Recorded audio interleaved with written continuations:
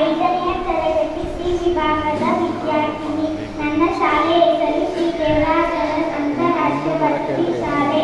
ನಾನು ಸತಿ ವೇಷವನ್ನು ಧರಿಸಿದ್ದೇನೆ. ಪ್ರಜಾಪತಿ ದಕ್ಷ ನಡೆಸುವ